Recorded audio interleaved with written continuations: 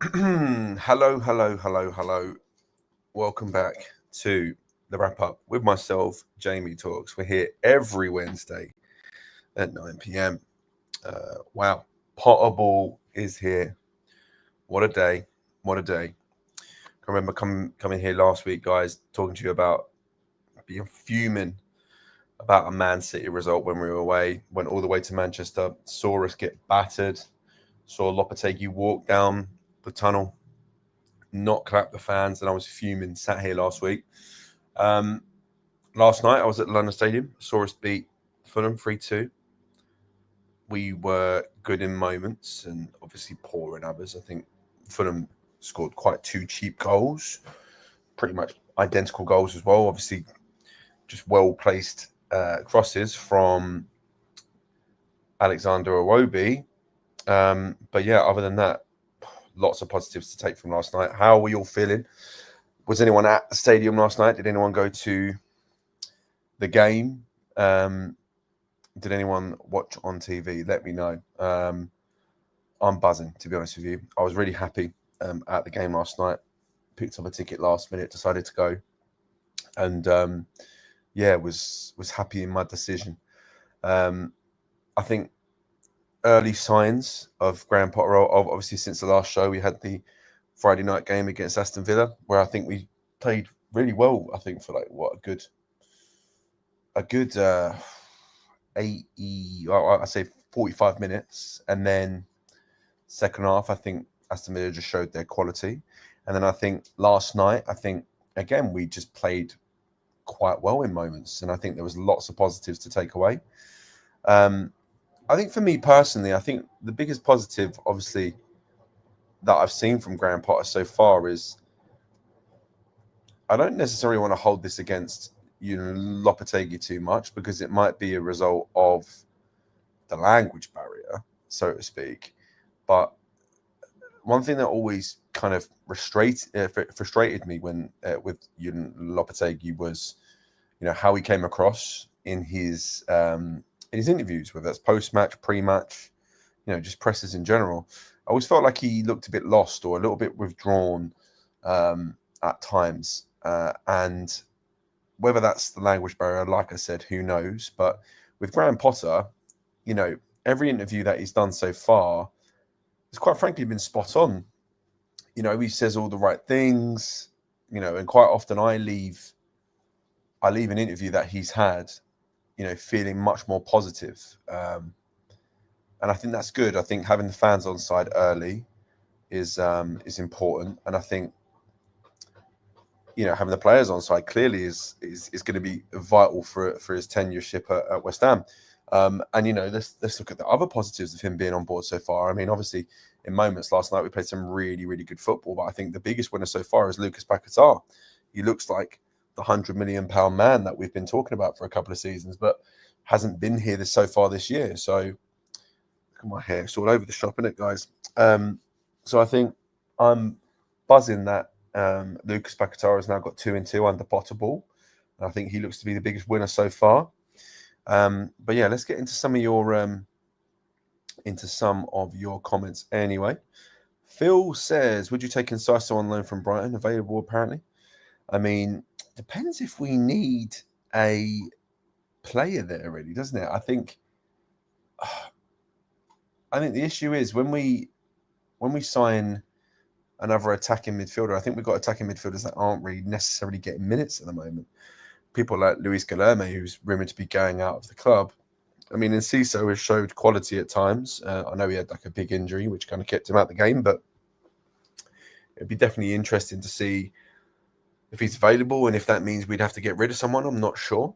But I think the Brighton player that I would want more than anyone is probably Evan Ferguson, just because I feel like we do definitely need a striker. I think as much as good as Lucas Paquetá was last night in leading the line and kind of rotating in that formation, if we're honest, I think an actual striker would be beneficial to the squad. Freddie, good to have you here, mate. Evening to yourself. Mandy, all right. Hi, Jamie. How comes we look more organised in week one than half a season under Lopetegui? That's the magic question, isn't it? I think clearly Graham Potter has come in and set his stall out early. I think, you looked at how we lined up. We played the players in the right position, first and foremost. And also, secondly, I think we played to the strengths and the weaknesses of us last night and kind of set up in a way where we were going to counter Fulham. And I don't think we saw enough of that from Julian Lopetegui. I think also we kind of didn't play with the highest of lines last night. So we kind of, again, played to our players' strengths and just defended in blocks. So, as Graham Potter will say, we have plenty of things to work on. I think, as I said, we gave away 2 very cheap goals last night, but scored 3 good ones. And, our high press, that kind of press last night wasn't a bit part press that we've seen all year. It was kind of, it was pressing in stages, which is the most important thing, and that forced mistakes. So, to answer your question, Mandy, I mean, I don't necessarily know why we haven't seen this as much under Lopetegui, but I'm not unhappy that we are seeing it as quickly as we are with Graham Potter. I think I'm just over the moon with last night's result. It was so nice to go into a game yesterday and just feel confident. I felt positive before the game, which is incredible. So, Stu, good to have you here. Evening from Essex. We will slowly come up the table now because we've got a good head coach. Come on, you Irons. We need to buy a striker, box-to-box midfielder, and a centre-back this January. I don't think you're wrong there, mate. I've got eyes on the on the Arsenal and Tottenham game at the moment, guys, so I am watching 2 things at once, but the show must go on. What are your thoughts on Kudus' form?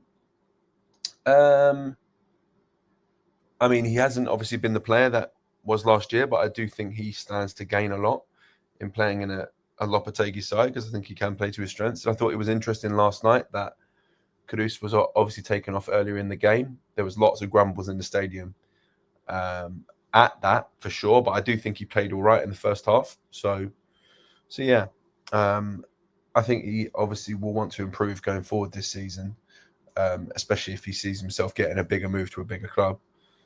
Sonny Mead, how you doing, mate? Feel like yesterday we were way better than stats suggested at the game yesterday. Thought atmosphere was decent, to be fair. Yeah, it was, to be fair. I was in the Bobby Moore last night and fans were well up for it.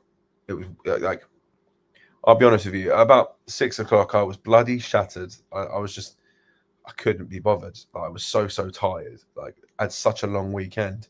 I thought, do I want to go at the game? Got there. And as soon as I arrived, I was just buzzing to be in the room. And it was a great performance. We scored the first one and I was thinking, yes, boys, stay on. And then we scored the second one straight away. And I was like, is this the night where we finally get 3 points? It feels like it's been so long. And yeah, it was good. Joey Woolley, out of the strikers we've been linked with so far, who would you like the most? I mean,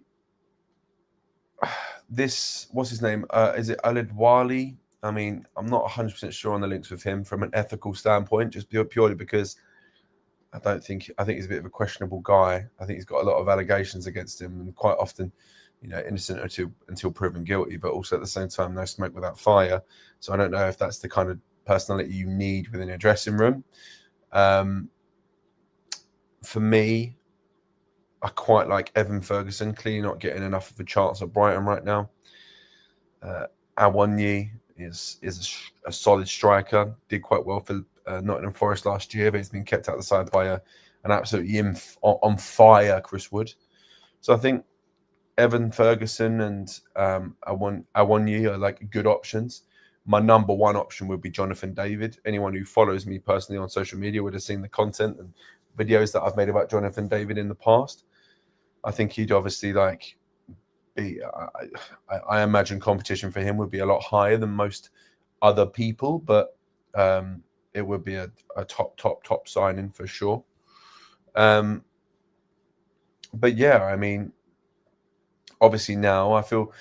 I'll tell you how I feel coming out of the game last night. I feel like we have a chance going into this Crystal Palace game now.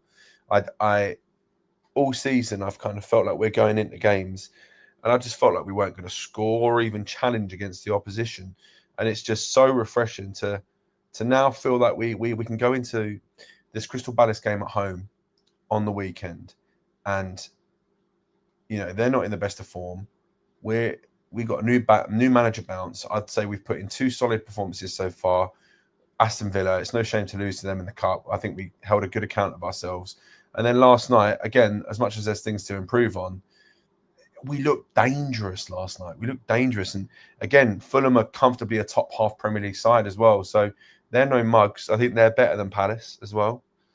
And I just think there's plenty of positives to take away. So I'm buzzing going into this game for Palace now, because I've always said this, like, I've never been the biggest Moyes out guy, and I don't want to start talking about Moyes, but last season, we were dangerous in spells because we could catch teams on the counter and produce moments of magic. Clearly we couldn't defend, right? Because shipping 70 plus goals in the league was poor, but we had the ability to shock teams and counter teams. Think about the games at Tottenham or Arsenal away, where we ended up winning games where we had no right to, or the Brighton game where we had like 30% possession, but we caught them on the counter a few times and nicked these results. We had the ability to do that under David Moyes, but we just couldn't defend. So when Lopetegui then took over this year, I feel like he took away all our sting and all our kind of counter-attacking prowess of your Jarrod Bowens and your Kuduses and your Pakatars and whatnot, and just basically exchange that for an extra kind of pass in the midfield or defense. And ultimately, I was going into games every week thinking we're not even going to trouble these teams, and we weren't even defending. So we were playing a pragmatic defensive style, but we weren't even troubling teams, and then still losing 4-5-0 a lot of the time. So it's been bleak being a West Ham fan this year. But leaving the game last night, and even like as the game kicked off, there was just a weird buzz in the air, and I felt positive about the club. So I'm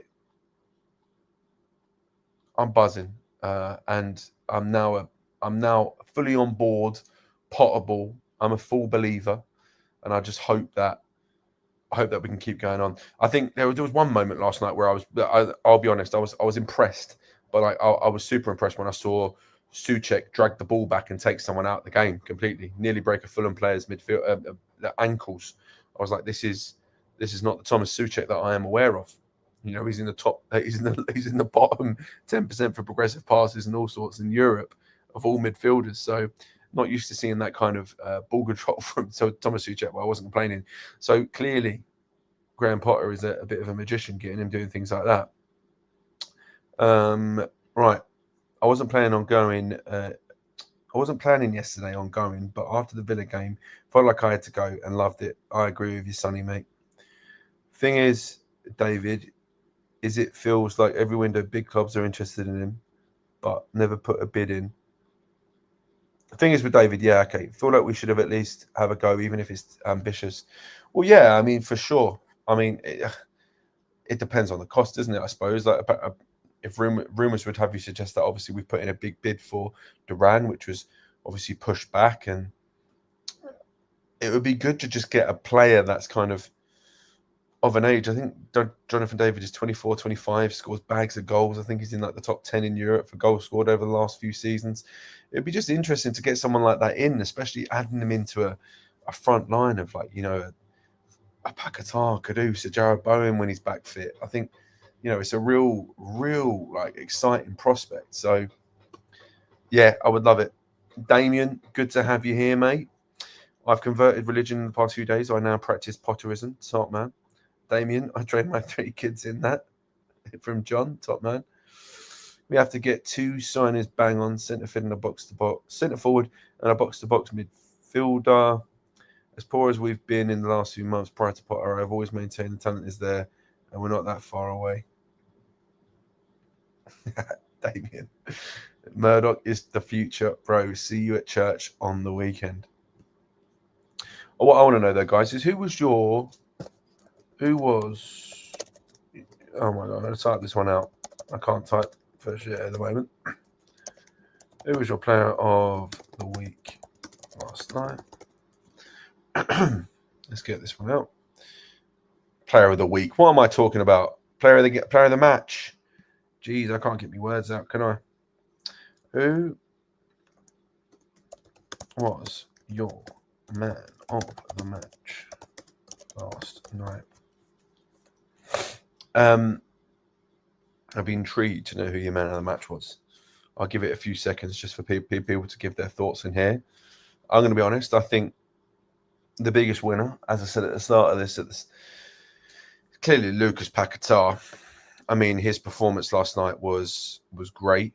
I think Anthony Robinson would have went home and stared at himself in the mirror at how he allowed himself to get dominated so much. I think the amount of times, seeing it firsthand in the stadium, the amount of times that Lucas Paquetá used his body to get in front of the ball and shield the ball higher up the pitch, and Anthony Robinson was just doing him a favour and running into the back of him consistently.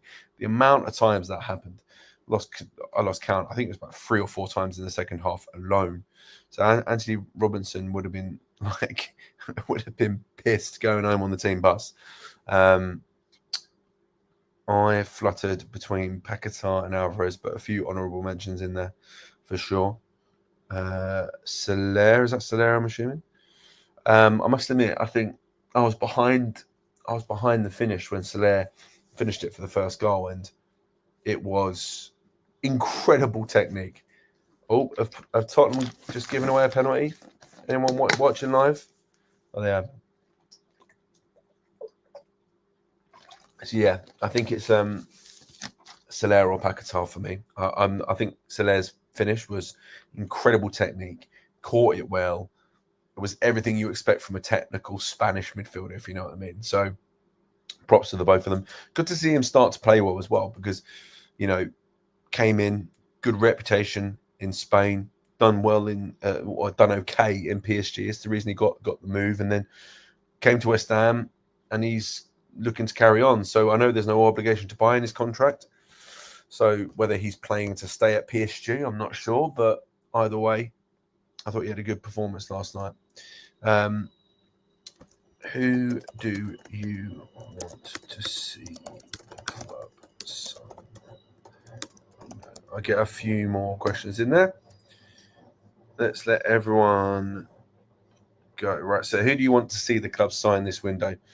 I mean, for me, again, I've kind of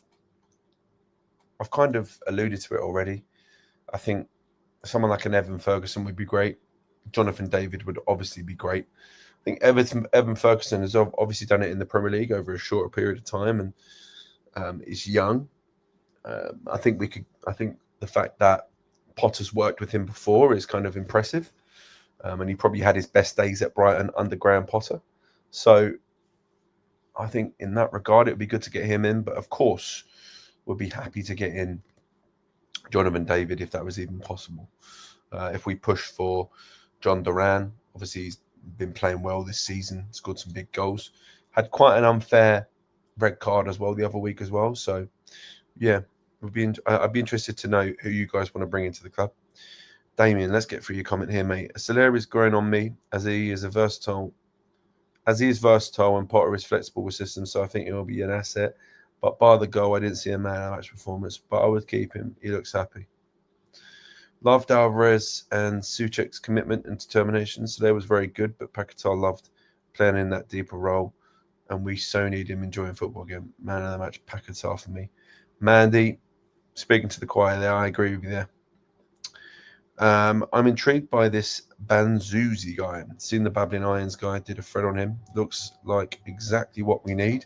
Can you do me a favour? Could you link me that right now? And I will go through it and read it. I don't know if there's a way for me to share the screen, but I would love to read through his thread, unless I can find it. Let me type it in. Banzuzi. Let's have a look.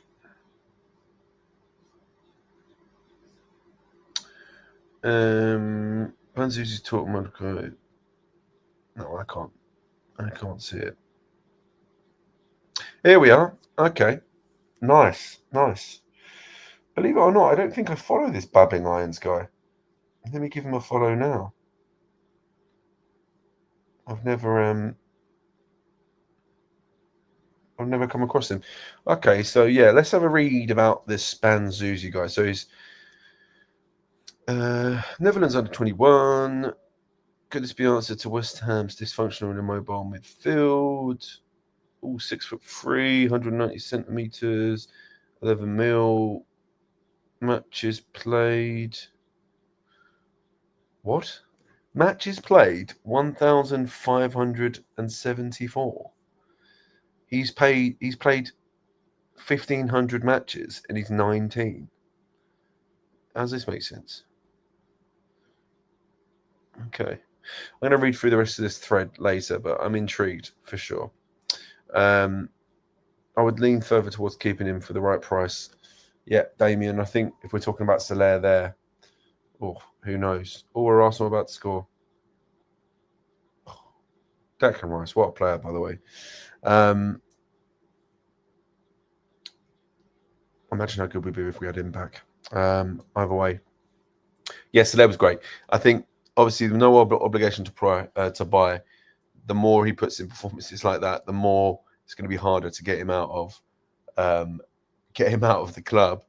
But never say never. Let's just hope we can pick up someone, if not him at the end of the season. Let's hope we can get him on the cheap. And yeah, I was super happy with the performance last night. So let's hope that he can keep putting in performances like that every week, and from there we can hopefully push up the league. Muniz and KDH on loan. Muniz, is that who is Muniz? Honestly, I am out the loop when it comes to it. We talking about the one that plays for Fulham, the striker. Is that who you mean, Freddie? And who the bloody hell is KDH?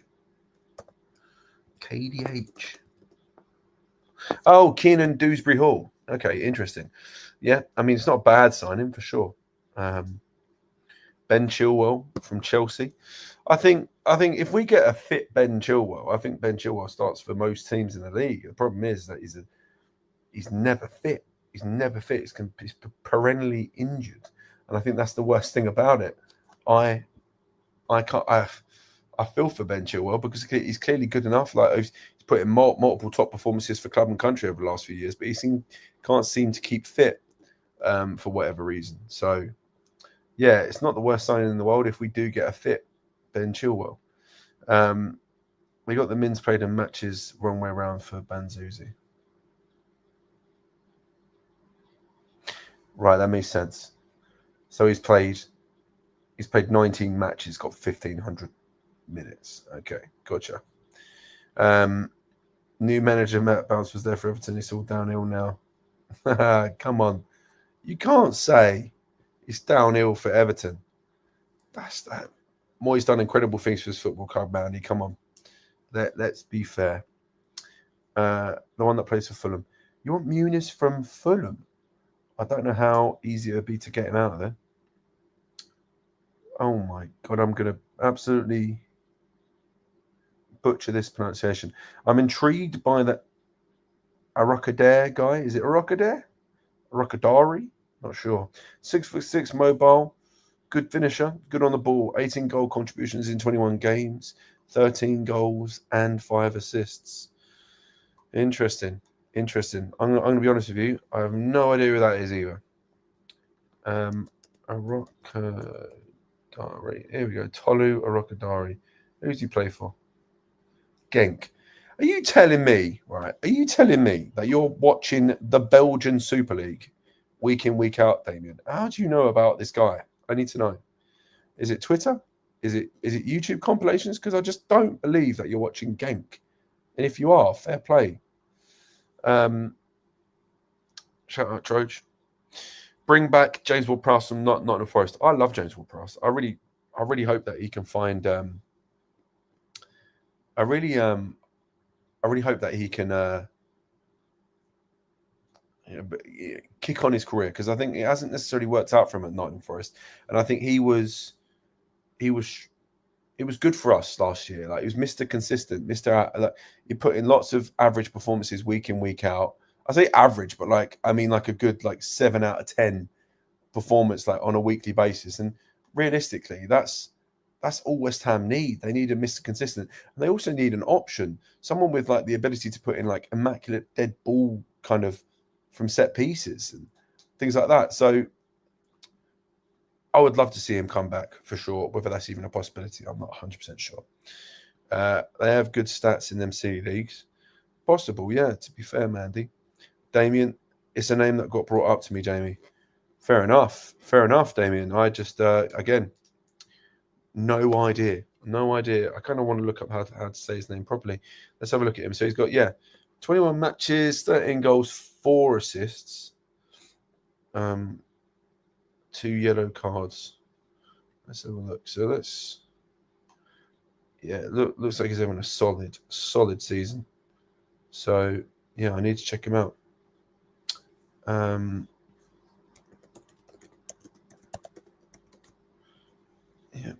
Okay. Martin Johnson, credit to Fulham GK.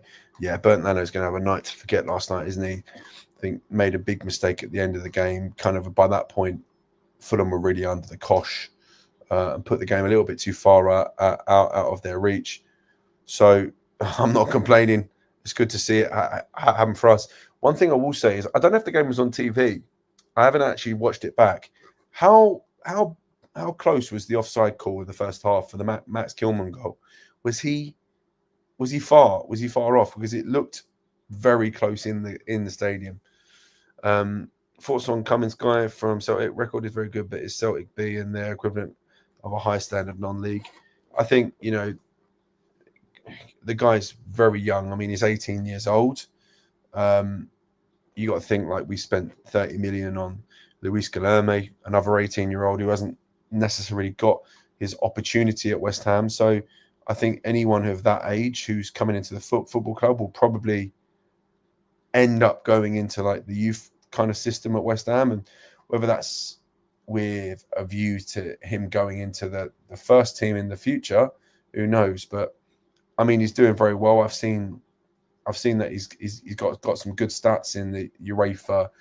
The UEFA Youth League this year. I think he's got like 6 goals in 6 matches or something like that. So clearly he's performing to a high standard in a youth European competition. So yeah, would be interesting, I should say. I'm loving Potterball, but a Chelsea fan told me that they were surprised we appointed Potter. Josiah, I mean, you really want to listen to a Chelsea fan, mate? They don't know if they're coming or going. Who cares? I think everyone wants to hold this spell at Chelsea against Graham Potter, and they're a mess. They have been for a long time. Enzo Maresca's gone in there and kind of reset the club in a way, and now they're playing to a much better standard than what they have been. But it was a circus under Mauricio Pochettino. It was a circus when Tuchel left. Frank Lampard's been back. The whole thing's a bit of a circus. I don't necessarily resent or hold that Chelsea period against Graham Potter. There were obviously question marks about how integral he was in the success of Brighton, because he had an excellent scouting department and coaching team around him. But it's been an excellent start. So yeah, more may it continue, and I hope it does. Rashford's an interesting one. I mean, Rashford has the potential to be a world-class player, and we've been talking about that for years, and that's the problem with Marcus Rashford. It's the reason why we're being linked with him in the first place. I think it was only a couple of years ago that he's getting 20 plus goals in the league. There is clearly a very, very good player. I think if he came to West Ham, he would be a great player for us. Just if he's hungry, of course. I think I think Marcus Rashford needs a new environment. He needs a new kind of fresh start, and whether that will be at West Ham, who knows? I can't see it happening really, because I don't think we'll be able to afford his wages. And quite frankly, I think he could go to someone who's better than us. if you're a Marcus Rashford, are you choosing to come to West Ham, or are you going to go play for Milan at the San Siro? They'll be able to pay him the wages he wants, even if it is a loan. And also, I think he'll be playing Champions League football. They're still like an iconic club, and yeah, I think it's got lots of similarities to the Jesse Lingard story from a couple of years ago, but I don't necessarily think I don't think it will happen just purely because of the wages. I would love it to happen because I think he could be an asset to West Ham, a real asset. But yeah, I don't think it will happen. I would love him though. I work on profiles, Jamie. I want a tall, rapid centre forward and an athletic 6 foot box to box centre midfielder. Okay. Muniz off Fulham. Yeah, we got lots of Muniz in the chat tonight. No manager bounce for Everton tonight. There's not. In the summer, I think we should go for Ipswich striker the lap. Would be nice, but I think we'll be fighting for his signature. I think there's a lot of teams that want him at the moment. So yeah, I'm not sure how feasible that would be. But anyway, guys, I've been going for me 30 minutes as always. I always like to wrap this show up after about half hour or so. But as I say, we're going into a big game on the weekend against Palace, and I'm quite frankly, I'm feeling confident. I'm really happy after last night's performance. I think there's far more positives to talk about than there is negatives, and that is just invaluable. That is invaluable. So, guys, thank you very much for watching. If you do want to follow me, talk to me about any West Ham, you can find me on Twitter on Jamie Talks. And in the meantime, see you later. Keep healthy. God bless, and have a good week. See you later.